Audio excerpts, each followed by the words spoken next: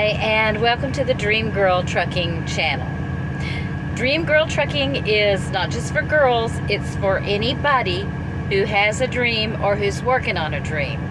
It's very important to have a goal and work towards it, especially out here when all we have to do is think and plan, right? So my name is Antoinette, and I'm currently a Bay and Bay driver. And tonight's video is going to be about how I feel about Bay and Bay so far, being a company driver. I've been here for about 3 months, so I feel like I'm really getting settled in and meeting a lot of people and, learning, the way things are here. So I love my driver manager, who is my dispatcher. Her name is Anna, and I am out of the Denton, Texas terminal. That's where I live, close to there. So, and again, I am a company driver. I drive a plain Jane gray truck, Freightliner Cascadia, which I'll be giving you a tour of pretty soon, because all I have to do is put the lighting up in it, and then I've got it totally decorated and ready to go. I got my refrigerator, my shelves, pretty much everything where it goes. So I'll be ready in just a minute. But right now, I want to talk to you about Bay and Bay. Now, there are people who surf these videos looking for where they want to work. So, and I tend to change jobs a lot because, there's usually one thing or another that I don't like, and I'm a job hopper. I just am. And, I know that, a lot of times I change only because I have to. Or, like with Crete, that was special. I went home, I quit. I was going to go local to help my sister with her grandkids who she was raising, because my sister is like, she's over 65, and her daughter's kids were, let's see, I think they were anywhere from, one of them was 2, and one of them was 11, and there was 4 of them, that age range. And so they all had a lot of problems because their mom left them there. And so, and their mother was living off with her baby daddy boyfriend and all that family drama type of crap. Well, so anyway, that was like that for like 2 years, and my sister got COVID, and she had to go to the hospital because she was so sick that she didn't have anybody to take care of the kids. So she took them, and she was in the emergency room waiting to get seen, and the hospital just called CPS, and CPS came down there and called their mother, and so they gave them to the mother, even though there was court going on and stuff. So that's all a pretty sad situation. It just turned out bad because CPS is, they're all we have, but that is so not saying much. I mean, really, they're horrible. So so I didn't have to stay home. I was gonna go home and help her with the kids, because she couldn't go to the doctor, she couldn't go to the dentist, she couldn't go anywhere. She had kids all the time. So I didn't need to help her, and but I didn't want to go back to Crete either, because I was having problems with them. So I was kind of like a free agent. I didn't have to go back there, and because they tell you where to fuel and how much fuel to get, and they kept telling me that I was fueling in the wrong place and I was getting the wrong amount of fuel. But every time I get my trip plan, I would write it down in my little notebook, including my fuel stop, the exit, that they give you the name, the exit, the highway, and how much fuel to get, and the store number, like Love 746. And that's what I would always Google, and I'd get the address and I'd put it into my Garmin, and that's where I'd stop, and that's what I would get. But I don't know how they were thinking I was getting the wrong kind, but I was really getting mad about it, and especially getting mad about being called a liar. And I was to the point where I was having to take a picture of all of my fuel solutions, which is what they call them. It wasn't a solution for me. And also keep all my receipts, so that I could prove that it was their computer, that I do what I am told. I'm not an idiot. Just going out there and getting however much fuel I want to.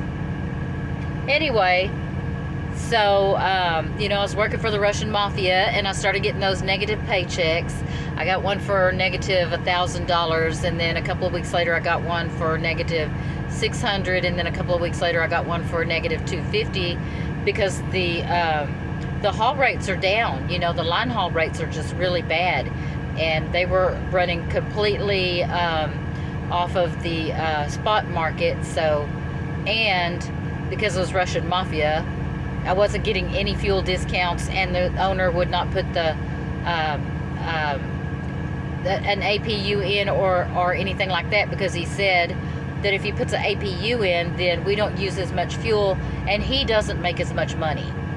So, it was just killing me being there. So I started looking around, and Bay was the first one to hire me, and I had to get out of there, so I left and I came to Bay. And Bay's nice because I can park there at the yard, drop my trailer and bobtail home, whichever way I want to do it. But the money isn't good. The money has been, I thought it was going to get better, and instead it gets better and it gets worse. It gets better and it gets worse. And, really I'm used to netting 17, 15, sometimes 2,000 a week. A bad paycheck for me is $1,200, and here at Bay, a good paycheck for me is $1,200, and I hardly ever get those. My paycheck on Friday was $750 net, and I have health insurance, but I don't take advantage of their dental or their life insurance or their 401k. I don't do any of that stuff. I just have health insurance, and now I have the long and short-term disability, and that's really dirt cheap. So it's just health insurance for me.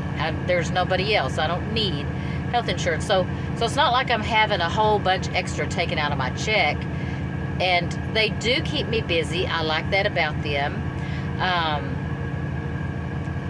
Also, how do I say this? I have a problem, I think it's with the planners. I think they're really bad at planning. So we have 3 of them that do my region. No, 3 of them. I don't know how many of them we have. I just know that she mentioned 3 of them. And so they do stupid stuff, like they'll dispatch me on a load that picks up while I'm still on home time, on my last day of home time. Well, I just take it and tell them, okay, but I can't pick this up because I'm on home time. So my dispatcher's like, that's okay, so here I am, I'm already late. This happened to me last week. I was already late, so I told them I can't pick this up, and then, so I picked it up late, a day late. They took forever. They took like all day to load me. So then I was really late. So then I updated the time that I would deliver, and I had updated it when I got in the truck that morning. So I re-updated it when I got loaded. And then on my way there, that was when I lost a mud flap. I picked up a trailer. I think, I can't remember exactly what happened, but it must have been when I had to do the mud flap that I picked up a trailer that the mud flap was bad on.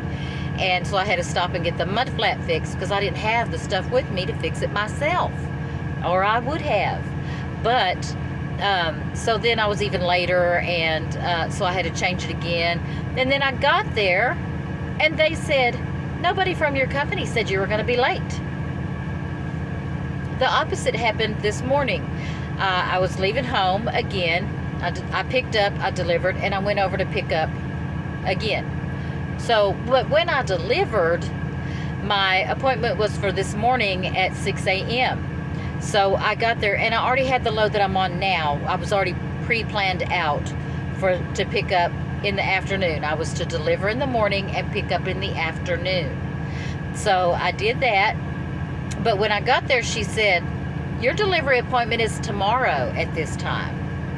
And I'm like, I double checked everything, and I was right. I was supposed to be there on today, Monday.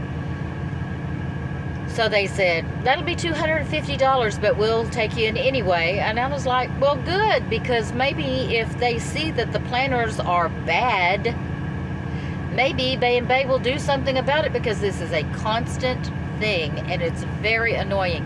Even when I went home, I told them, I said, and that was because I had a bad tire, And so I told Loves what kind of tire I had, what size it was when I checked in, and they said, all right, it's going to be several hours. Okay. So when they finally called me in the middle of the night, they said, we don't have your brand of tires. So I told Bay and Bay. So the overnight guy said, well, just wait there till in the morning and we'll have somebody bring that tire to you. He said road service. Okay, I just do what I'm told, right? And that's the way they do it. That's the first time I've had to deal with that kind of thing out of a tire. If that's Bay and Bay's way, that's fine. So I sent a message to my dispatcher saying, hey, bad news, it's going to be in the morning before I get going. And I was loaded for home. And I was already not going to be able to make it because I told them I have the hours to get to Lancaster, but then I don't have any hours to get from Lancaster to the Denton yard. So, and I had to be home. This week, I had something that morning I had to be home for, and I'd set my time off to start at 5 a.m. So, so that happened, and the guy said, well, this is me. I'm the one that told you to wait. And so he said, you know, we could put any tire on? And I'm like, no, because I thought I had offended him. You know, I don't want to make trouble. I don't want to, you know, get a bad reputation around here. And so I waited until morning, and when the regular guys came in, and the regular guys said, well, just have them put any old tire on there. And I'm like, okay. So I did, but I had to get back in line and wait again for my turn several hours, because Loves has some new thing where it has to be a mechanic to do everything but tires. So there's a lot of trucks in front of me for the bay. I guess, I don't know. Anyway, it was like 4 or 5 more hours. So I told them when I got the tire done, and I reset the time that I would be delivering, which was I reset actually the time I get to the yard, because it was already, they had told me, well, you can't get to Lancaster. Can you drop the truck on the yard? And I said yes. And so I told him that what time I was going to get there, and she said something about I'll let them know in Lancaster, and I said I'm not going there. It's already been decided I'm dropping the truck on the yard. And this was all through the Qualcomm, so I had it in writing. And so she's like, okay. So I get to the yard, I drop the trailer that night when I got there. And the next morning, my dispatcher calls me. Now, granted, my dispatcher has to keep up with a lot of trucks, but she's like freaking out. Where are you? Why is the trailer on the yard? You're supposed to deliver it. I said, no, I wasn't. I was not supposed to deliver it. I'm sorry that y'all can't get your crap together and talk to each other about what's what, but this is not my fault, and I don't feel a bit bad about it. So this is what I mean by, it's one of those companies that sometimes I just have to wonder, how do they get 500 trucks? You know, they like trip over their own shoelaces constantly. So, yes, I'm thinking about quitting. Well, it's that $700 paycheck. I had $6,000 in the savings account before I came, well, when I started getting those bad paychecks. And boom, boom, boom. Of course, some of it was gone, and because I was getting those negative paychecks at the Russian mafia place. But since I've been over here, I've still had to continue to dip into my savings just to pay my bills, and I've run up my credit cards. So, because most of the checks that I get are just not that great. They're not terrible, but when you're used to making a whole lot more, they are terrible. So I don't really know what to do. I don't want to quit. I don't mind the stupidity that goes on behind the scenes. No place is perfect, but you know, I'm really, really broke and in need of money. So if anybody wants to send me money, just go ahead. Just let me know in the comments. I like $100 bills and $500 bills, but I'll take electronic funds if they're in that amount. But seriously, you know, I'm single and I don't have anybody to borrow money off of when I hit rock bottom. So for me, being able to pay my bills and save my credit is super, super, super important, because I really want to buy a house, and I want to do that soon. I don't know, with Bidenomics being the way they are, And you know, the great reset, is that what it's called? That, you know, they got the videos on YouTube. You will own nothing, you will be happy. So I don't know if I'll ever be able to buy a house, but I don't want to wreck my credit, you know, because I don't have enough income, because I just stayed where I was at like a frog in a pond. Or is it a frog in boiling water? I don't know, but it probably is both of them, right? Anyway, so that's my take on Bay and Bay. And of course, they don't have enough trailers. They're one of those places that doesn't quite have enough trailers. You know, that's another thing. I delivered my load. There weren't any trailers. I had to do a 34. I went around the corner to the Pilot, did my 34, and talked to them the day before. And my dispatcher's talking to the planner, and it was, well, tell her just to go over there and wait for an empty trailer. I go over there. I'm like, really don't want to start my clock at, you know, 4 o'clock in the morning and go wait on a trailer. So I go over there, and the guard is like, you can't wait here. You have to leave. We don't have any trailers. They're not even in the office. I can't give you a trailer. So I waited. And I think it was like 3 hours. I just went back to sleep in my truck. I pulled outside and waited, you know, on the street. And then just to get there and them to say, no, we can't give you a trailer. We don't have enough trailers. You can't have one. So they said, go over to utility and pick up a trailer, because I'll pull a reefer. So I go over there. They give me the trailer number. I get over there, and utility is like, oh yeah, we have that trailer here, but we didn't know it until this morning because the driver just dropped it off and didn't check in. And so he said, we haven't even looked at it, and somebody from your company called this morning, and we told them all this. You know, that's how we found out that it was even here. Okay, so I leave. I go. I wait. I finally get a message. Go back over there and get this trailer number. So I called this time, and they said, we don't have any of your other trailers. So I sent them a message, and I said they don't have that trailer there, and I just stayed where I was at. So then about an hour goes by, and then it's go to carrier at this address and get that trailer. So it was finally there at that. But here's the deal. In that first place where I was at was a Nestle in Salt Lake City, and they have our trailers in and out of there all the time, and they couldn't give me a trailer because they had so many loads that day to load on there. Well, why couldn't I have just had one of those? Why couldn't I have just had one of those loads that was going to be ready in the morning? Maybe I'm not special, I don't know, but that just seems so dumb. So anyway, that's the kind of stuff that you have to put up with. I still have my 2 friends who are doing lease purchase, and they're okay with it. And but I can't do lease purchase because of the area that I live in. I'm out of the Denton terminal, and they're not doing lease purchase. And I don't know if I really want to do lease purchase because I never intend to buy a truck. So basically, I just don't get any insurance, and I have to go back to Obamacare, which is really expensive, and the deductibles are like $8,000, and you pay for everything out of pocket until you've got to $8,000. Well, there's really nothing wrong with me that I'm ever going to have.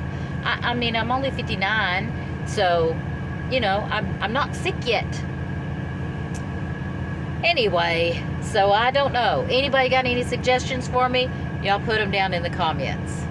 And I think I should have turned my phone sideways, because all my videos seem to have like a blank space on either side of my head. You guys, I'm terrible at making videos, but thanks for watching. I'll see you next time. Bye-bye.